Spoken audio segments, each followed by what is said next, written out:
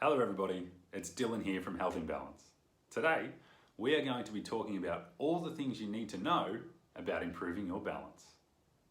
We know that 1 in 3 older Australians will have a fall this year, and a lot of these falls could be prevented by undertaking regular, tailored and specific balance exercises, as well as some other simple lifestyle modifications.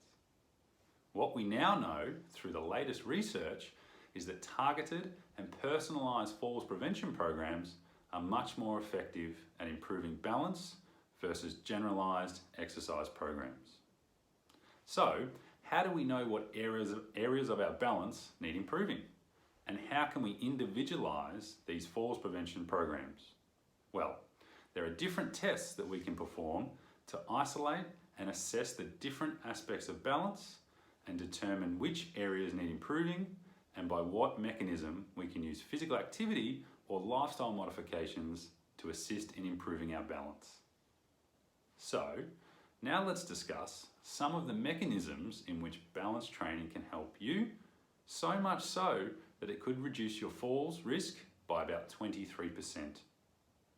One way balance training can help us is by improving our proprioceptive system. This system sends sensory information between different body parts and our nervous system, and this helps it to determine where our body is in space and keep us upright. We can practice some exercises that focus on speeding up these neural pathways or the nerves between our legs and our brain.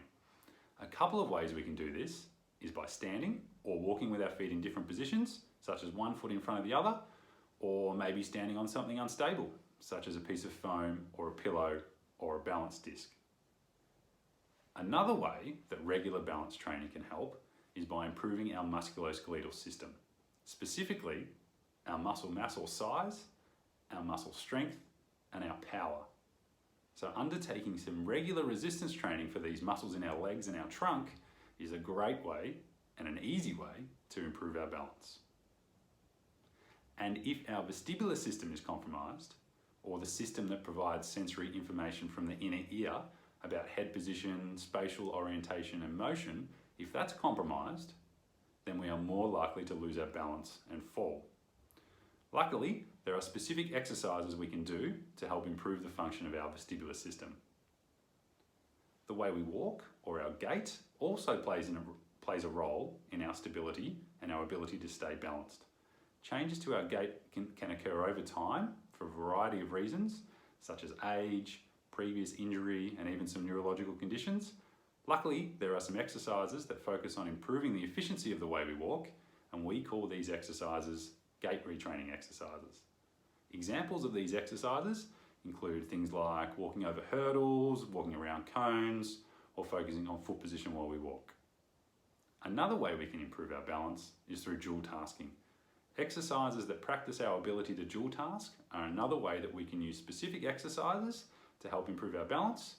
Being able to do 2 things at once, such as walking across the road and turning your head to look at cars, or carrying shopping bags up some steps, these are important things that we need to be able to do in our daily lives, but they also increase our risk of falling.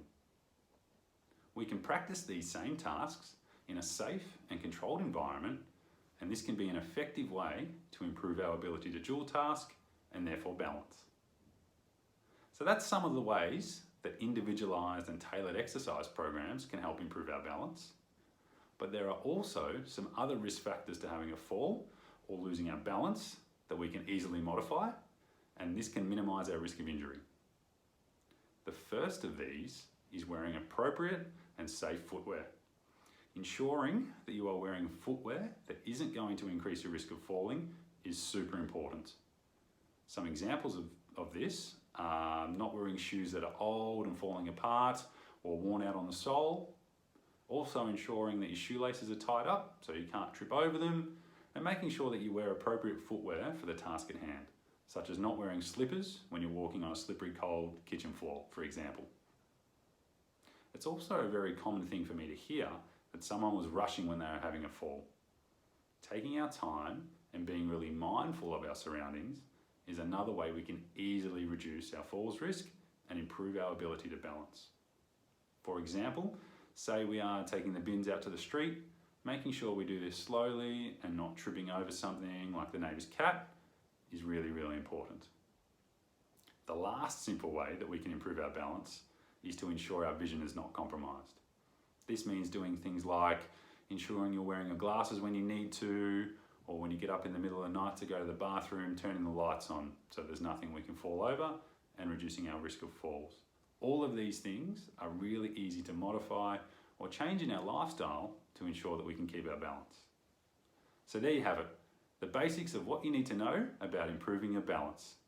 Stay tuned for some examples of the exercises that we just discussed so that we can help you improve your balance and keep you on your feet.